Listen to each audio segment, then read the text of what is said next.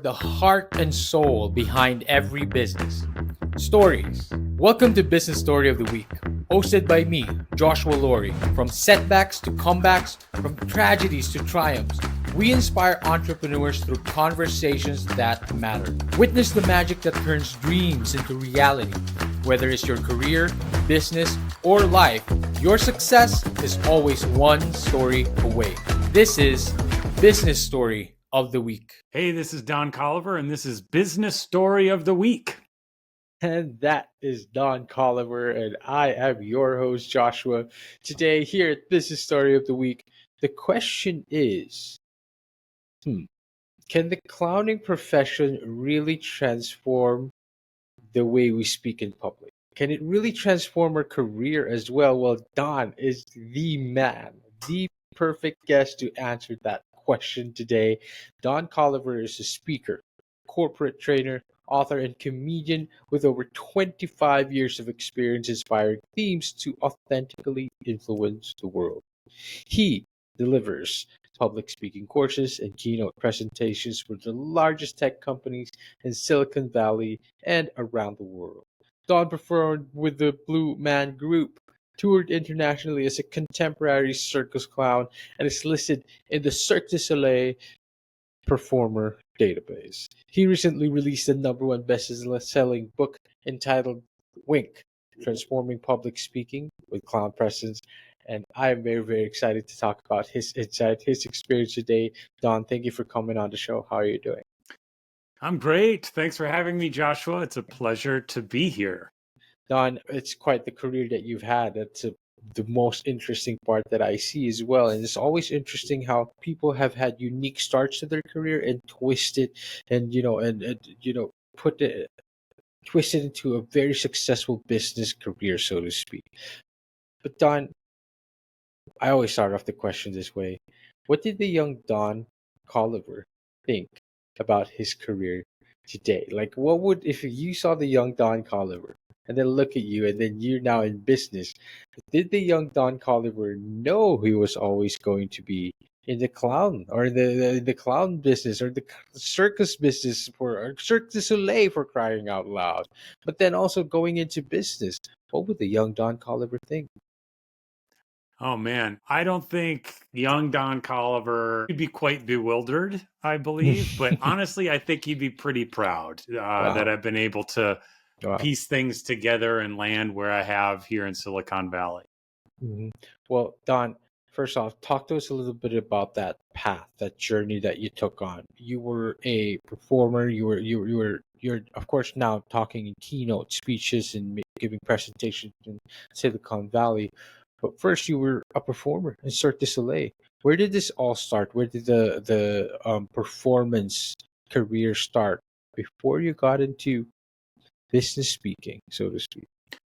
Totally. Yeah. Well, oddly, used to be a television producer in Los Angeles. Mm-hmm. And Wow. I would work really, really hard. I don't know if you've ever heard of a show called House Hunters on HGTV. It's a cable show here in the States. And I was a Interesting. writer and producer for that. And I would spend nights trying to get my stories just perfect. And I would drive myself bananas. Mhm. And I was out of shape because I never would take time to eat properly or sleep Mhm. properly. My relationship at the time was Mhm. going completely downhill because Ooh. all I did was focus on doing my shows perfectly.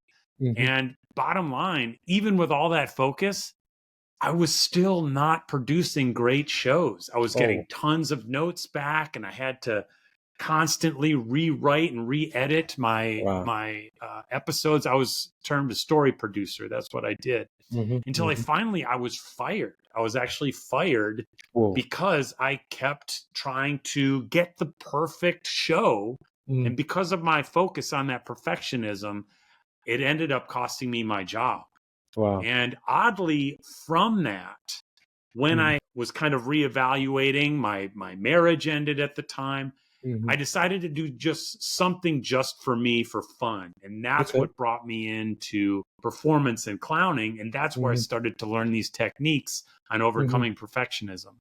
Wow. That's very interesting path. First of all, Don, How relatable, right? For a lot of entrepreneurs or what career business or business owners and everyone, like trying to put all of that work in, burning yourself out to the point of exhaustion and like never taking care of yourself, only to fall flat. Very, like stories like that are quite relatable and quite common in the world of like, because in a culture that teaches that hustle is the only way, right? And perfectionism is the only acceptable quality.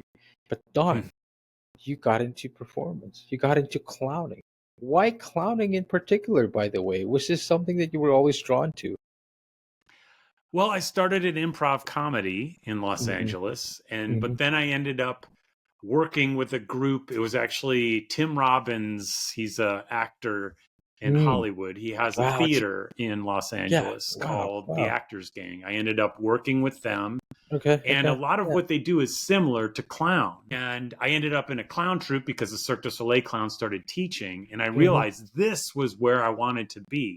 But as Mm. far as for our conversation, there was an energy when creating bits and creating shows of Yes. acceptance and support, Yes. and to trust your impulses and then mold them as we would get Mm-hmm. feedback.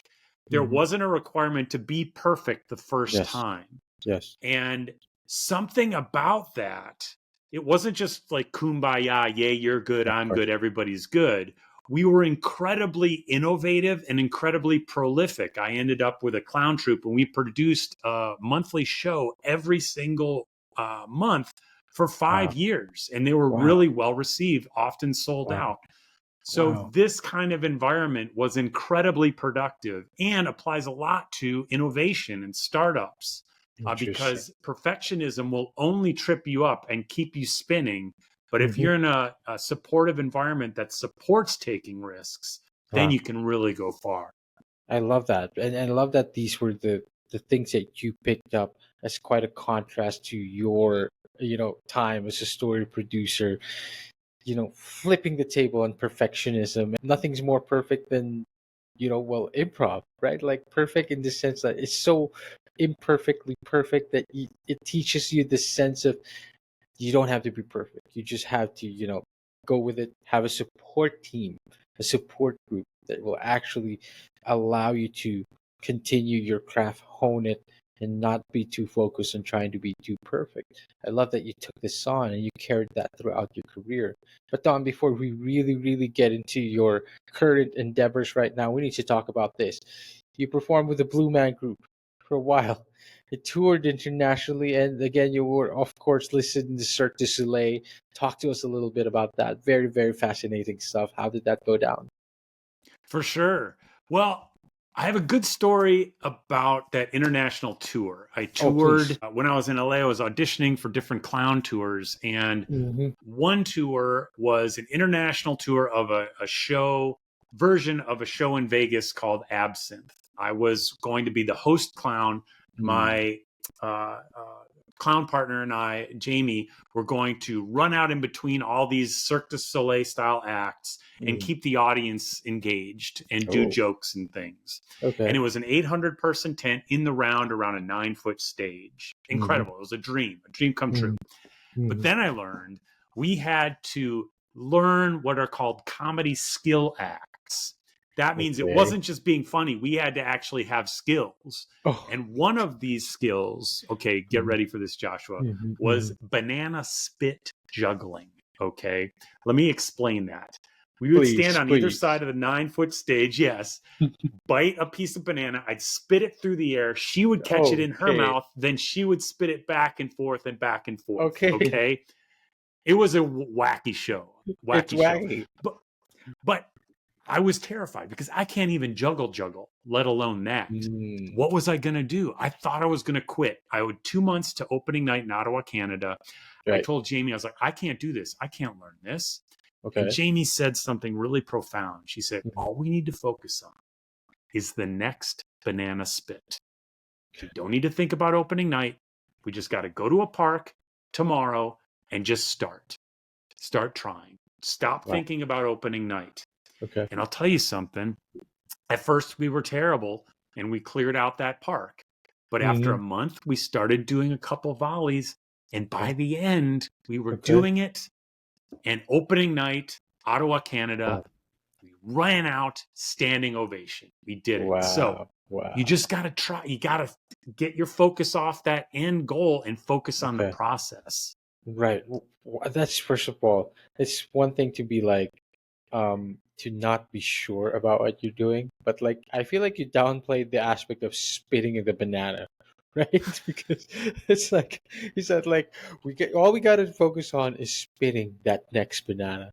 I'm not okay. I'm not entirely sure how we gonna get there, but I mean, like I love how you guys get it done. You focused on it. Don, how do you feel like that experience change or shape your approach or influence your approach when it comes to public speaking? Great question. Mm, Probably very similar to your approach to podcasting, I would mm, imagine. If mm. you require yourself to be absolutely flawless out of the gate, right when you start, you're Oof. never going to do anything. You have to be willing to be bad at first. That's the Mhm. only way you're going to get better. I That is mean, who was it that discovered the filament to the electric light bulb? I Thomas forget that Edison. invent. Thomas Edison. Yeah. Mhm. He said he tried 10,000 filaments that did not work Yep. till he found that carbonized thread that Hmm. worked. Can you Hmm. imagine failing 10,000 times just to get that one? Precisely. It changed it, you Yeah. have to change your mindset. Absolutely. And what they said was like he didn't fail 10,000 times. He found 10,000 ways how to not do it, how to not get it done. Exactly. I love it, by the way. Exactly. I love that. And it's a great reminder. It's actually a great perspective when it comes to public speaking because perfectionism in public speaking, I feel like, isn't going to help you. It really is not going to put you in a place where you can succeed because you're just going to always be. Same with podcasting. I love that, by the way, because you're always going to think like, okay, I gotta be, ooh, because soon as you mess up, you're done. You're off. You're out of it. You're out of your mojo. You're out of your momentum and everything. You just gotta be able to accept that things just, you just have to. There are acts that you kind of fumble a little bit in the middle. Just got to get back up. The same way with business, same way with entrepreneurship.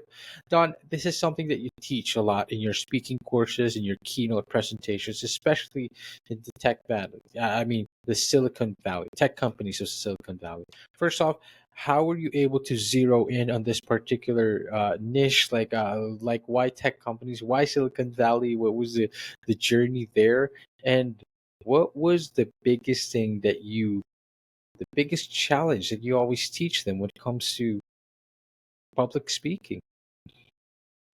Yeah, great question. Well, my partner, she got a job up here teaching. And Mm-hmm. so that's what brought me up to Silicon Valley. And I was already speaking professionally for cybersecurity companies. Right. One of the things I do is I'm hired to go to tech trade shows, go to their booth and then speak all day and Mm-hmm. deliver their marketing messaging, Mm-hmm. primarily cybersecurity companies. And so I already was familiar with a few companies up here when we moved up here. Right. So Right. that's what brought me up into Silicon Valley. And the second part of your question was, what's the biggest challenge that my Mm-hmm. participants struggle with? Because I Yes. teach public speaking for corporate teams. Mm-hmm. And without fail, Mm-hmm. it's that perfectionism. And Oh, just like you really? Wow. said, the trick is reps, Mm. doing again and again. Yes. It's not Yes. reading a book or No. studying many, No. many YouTube videos so Mm-hmm. that one time you get onto the stage and you're going to kill it. It's getting Mm-hmm. up onto the stage every week or getting up onto the stage every other day. Join Toastmasters. What can you Mm-hmm. do to get up and just talk? Just Just try. mhm. Maybe start a podcast like I love that. Joshua here. I love that. That's you I just love got to that. get up and try it and you will get better. It's not about that specific moment, it's about the journey. It's about that journey. It's almost like again that banana spitting. I mean, it's just do it. Just spit that banana out and Spit then that banana. catch it again, and do it again, and then you get there. You perfect it. Well, not even perfect it. Like you just get better and better. We probably the journey. to perfection, I think, is what truly is what we should be aiming for and what we should be shooting for. Don, if public speaking was a circus act, what act would it be? What would you compare it most to? Apart from the banana spitting, of course. Like, compare to us a little bit. Give us a better like a picture of that. What would you compare it to the most? Wow. Creative question, Joshua. Mm. I love it. Well, I'll tell you how a basic clown bit is structured. Oh, please. A basic clown bit. The clown Mhm. enters the stage. He or she or they is aware of the audience, and they attempt to do some kind of act, which it seems that they've practiced a lot. But Mm. inevitably, the clown fails very visibly in front of the entire audience. Right, right. Then the clown feels that failure, shares it with the audience, but bravely soldiers on, tries again, only to Mhm. fail again. And this continues again and again until the clown stumbles backwards into some kind of transcendent success. Wow. Now, public speaking is a similar journey. You're Mhm. going to not be perfect again and again, but each time you try, you're going to have more of Yes. the audience on your side until Yes. you will finally transcend into great success at the end. So it's really Wow. about those reps, getting up there, trying things you're not comfortable with, Mhm. getting feedback, and you're Mhm. going to get better. And Oh, this there's is. one other Oh, go thing. ahead, please, There's please. two expectations that you Oh, need to focus on. interesting. Please. You need, excuse me, you Mhm. need to have a low immediate expectation. That means, hey, I'm going to try this speech. If it doesn't go great, that's okay, because of the second expectation. The Okay. second expectation is long term, I know I'm going to get there eventually. You Wow. need to I have love that. both of those and hold both of them in your brain at the same time. I love that. Long term, you will get there eventually. It's okay. It's okay right now. Right now, it's okay. We're going to mess up a little bit. That's just the way it is. That's just life. But long term, you will get there eventually. I love that, especially when it comes to public speaking. Right? It's just a matter of you're not going to get it right the first time, but if you really truly love what you're doing, I feel people feel that energy. People that feel that emotion that you want to do this, and I feel like if you allow yourself to carry that, uh, if you allow yourself to be carried by that, so to speak, and bring you to in front of stage, in front of people's, and I feel like you'll captivate a lot of people that way as well. Kind of start wrapping this up, so to speak. How do you balance the seriousness of public speaking with the playful elements of your performance, the clown performance, so to speak? Is this an element, or is this a mood or emotion that you always apply in your public speaking? Well, how do I balance the fun of Mhm. performance with the seriousness of public speaking? Mhm. Well, there's a term in clown called complicité. Complicity. Complicité. It's a Mhm. French term, and what it means is you're mutually creating meaning with your audience in real time. So you're kind of having, well, the speaker may just be saying words and there's no words coming back. You're Mhm. still listening non-verbally to your audience and kind of pivoting based on how they're responding to I you. love. And Wow. the secret to even having that joy and fun and pleasure in a very serious presentation Mhm. is you need to find joy and pleasure in that complicité. You need to Right. find joy and pleasure in connecting with your audience, similar to you right now, Joshua. I can Mhm. tell you enjoy doing these interviews, Mhm. and Mhm. I enjoy having the interviews. So no matter what we're talking about, even if I had to deliver tough messaging or something like that, if I can find joy and pleasure in the connection, I that's love. how performance and public speaking come together. I love that. That is so true. That is so true. I feel like I can get myself interested in any kind of sort of topic because, it's being there. Like it's being with you. I love that complicity because you're taking energy, taking cues from your guests, taking cues from your audiences and how they feel, what their emotions are, how they're reacting to everything.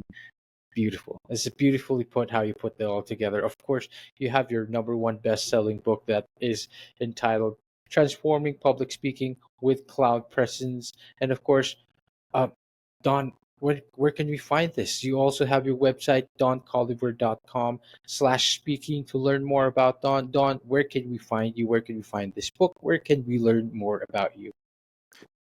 Well, you can get the book at Amazon or actually anywhere. It's Mhm. available all over the place, as well as the audiobook. And for me, yeah, just head to my website, or I'd love to connect with all your listeners on LinkedIn. So reach out.